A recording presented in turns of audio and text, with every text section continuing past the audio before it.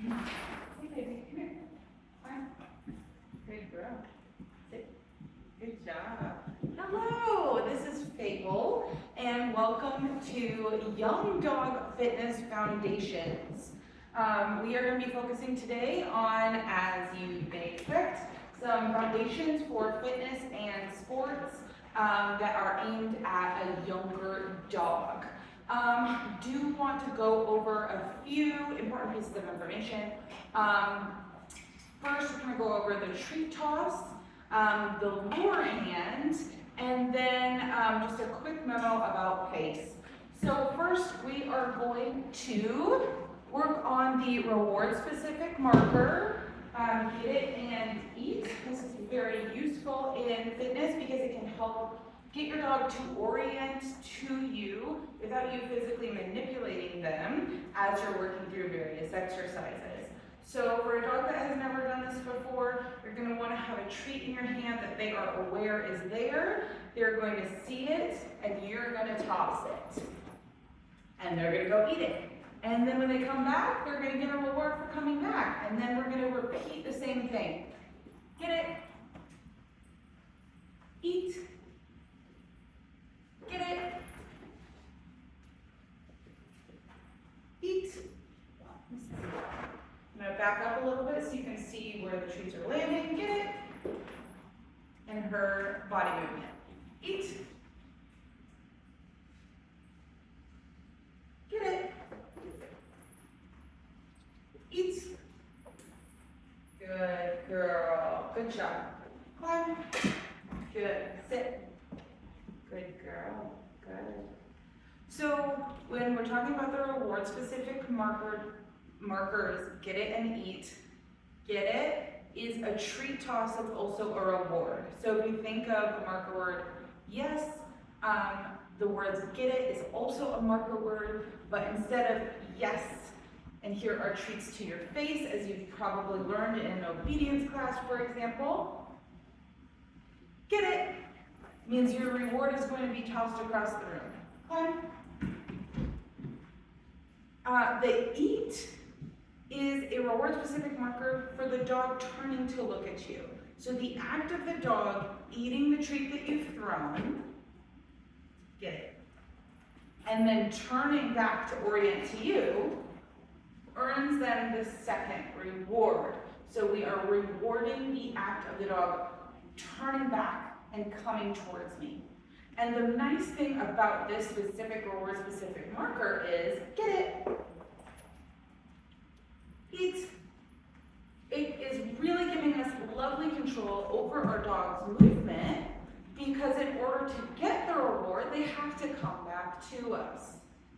Good job.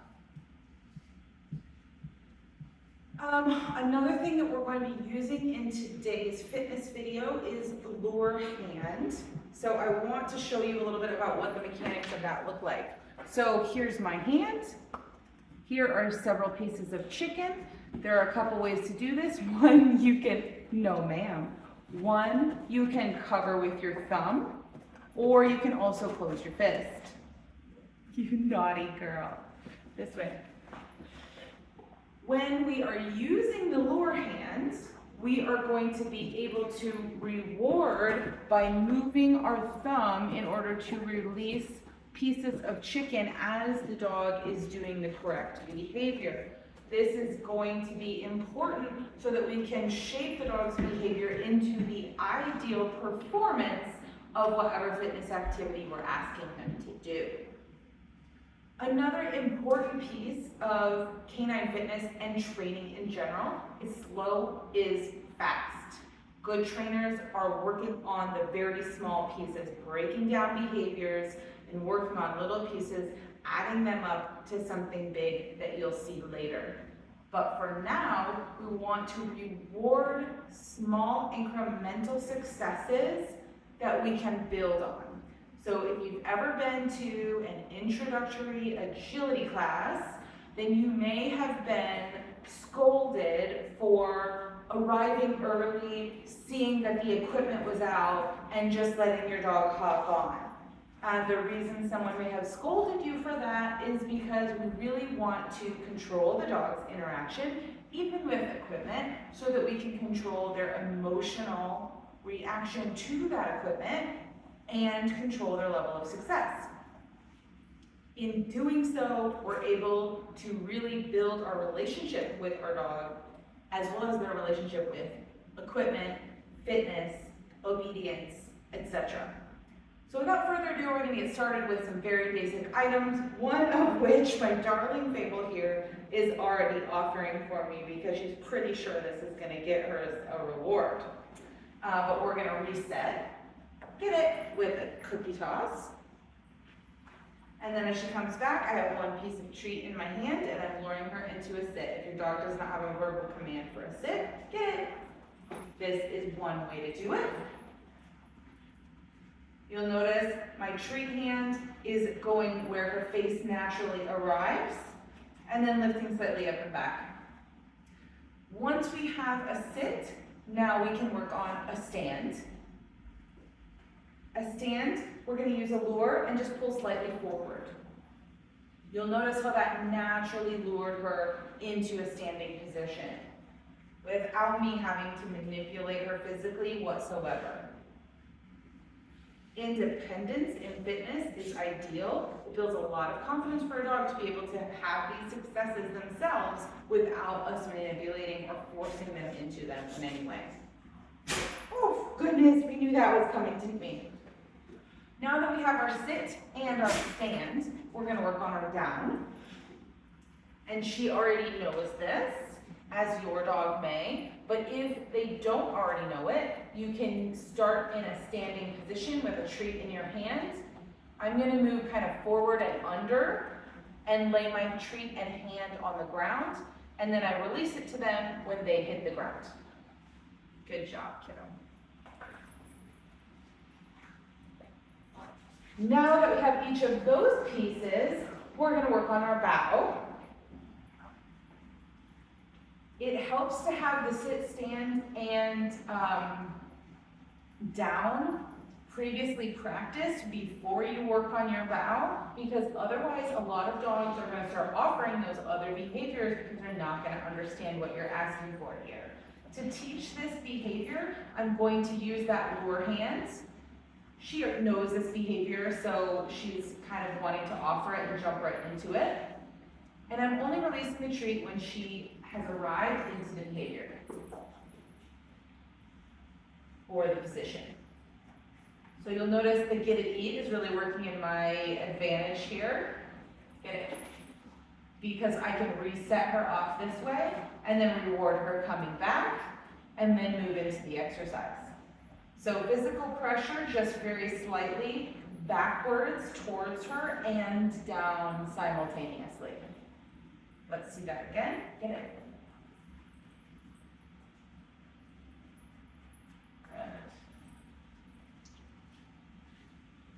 Physical mechanics are important here, not just for your dog, but also that you are aware of yours, because that is going to be intricately related to your success in creating these physical placements for your dog. Good job. You're doing so good. Get it. Okay, so now that we have all of those pieces together, we can start to chain them into a little workout, like so. Sit, down, sit, stand, bow, stand, bow, stand, down, get it. See how much fun that was? And she's ready for more. Sit,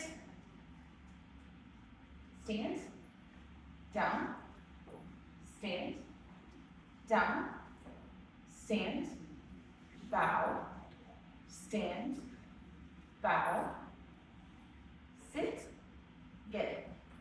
Good girly. Now that we have that nice little routine, we can add a few more pieces and create a lovely little workout or a warm up for a more intense workout if we're doing a running or swimming activity, for example, bite sports, something of the like that you want your dog to have some movement prior to participating in. So, next item we're going to work on is touch. Stop reading my mind, Goofy. Touch. Good. If your dog doesn't have a touch, you can either place your hand out and they'll curiously perhaps investigate it and reward that by marking it and then giving a piece of food. Yes. Yes. Like so. If we've already got the touch behavior, you have chicken on your head, then we can start to use that touch to create additional movement. Essentially using it similar to a lure, but then we're fading out those constant treats for that lure hand. So we can have treats over here in our pouch or in our other hands, but we're having her go to the touch hand as a target. Touch. And then we can get a nice pop-up like that. Get it. Touch. Get it. Touch. Get it. All right, now let's work on our cookie stretch. Cookie stretch is basically a neck and body stretch. We call it a cookie stretch because they're gonna get a cookie for doing it, or in this case, we're gonna get some chicken. You can start this from a variety of positions. Personally, I like to start this activity with the dog between my legs, line up. So you can train that if you like, but you don't have to in order to achieve success here. I'm gonna kind of slightly angle myself here so you can see, and she's a little bit tough to see, black dog on a black ground. So as you see, I'm using that lure hand again. I'm placing the lure hand in front of her face so she gets interested in it. And I'm bringing her head back around towards her hip. In Fable's case, she can kind of get all the way there, get it? If your dog can't, reward to where they can go and continue. The more you practice, the more likely they'll be able to reach that hip with their nose. Line up. As we work through this behavior, you may want to have a hand placed on the opposite side of your dog's waist because they may be likely, I'm going to take this hand away and pull this around, to just go ahead and pivot or spin for you. And this will stop that so you don't have to worry about that particular behavior and can focus on what you want and then phase out the hand later. To build on the first stretch, I'm going to take this next stretch and reward at her stifle or knee instead of at the hip, creating a slightly different stretch. Here we go again, lure hand, pulling the dog forward and out, my hand going to the opposite side of the dog, bringing the lure back down to her rear paw this time. Rewarding at the rear paw, and with a little bit of treat left in my hand, luring her back to starting position. It's important whenever we're working on stretches or any sort of fitness to make sure that we're keeping things even. So if we work on one side, we want to go ahead and also work on the other. Here we go, stretching to that hip, rewarding at the hip and rewarding back in first position, standing here. And now we're going to take that lure and go ahead and go back to our left stifle or knee. Rewarding again in front, and then luring back down to the left paw, releasing some treat there, and then back to first position and rewarding there as well. So now we've got a lovely little stretch, and we're ready for working on our rear paw targeting. Teaching your young dog or your dog of any age to target with their rear paws is going to increase proprioception, which is fabulous for fitness and sports. Proprioception is your awareness of your body in space, and that is not something that is natural for our dogs. If you are watching a champion agility dog, you can bet they have worked specifically on proprioception. So this is a great way to start that. Here I have, get it? This is called a Flexiness mat by Gangwork. You can see that it is textured. That is the key here. If you do not want to spend, I think, $85 on this little mat, you can try your local hardware store or anywhere that sells like welcome mats, for example. Often there are rubberized welcome mats that work just as well as this expensive canine fitness specific equipment. She knows what I want. So she's placed herself exactly on this mat, targeted it. She knows what we're doing here. But your dog is not going to know that. So I want you to place that mat behind your dog and have yourself set up in front of the mat. Now you're going to have treats in each of your hands. And those hands are going to be slightly on either side of their face, moving downward slightly, and then slight backwards pressure. A lot of our dogs are just naturally going to start stepping backwards there. As your dog steps backwards, you are going to release a treat from either hand every step backwards. And also, once they hit the target, you're going to release several treats as well. Once we're on the target mat, we're going to pull forward with treats in our hand, rewarding for stepping off the mat, and then repeat. Rewarding several times when both paws are on the mat. In an ideal world, we're going to have a nice stacked stance, but an ideal world is not what's going to occur as you're teaching this. But if you do see it, I want you to reward it jackpot style, so offering several more treats. As you repeat this behavior over and over, if you are consistently rewarding more for the ideal behavior, then you're going to see that. Another way of looking at that is rewarding for successive approximations. So closer and closer to what the ideal behavior should look like.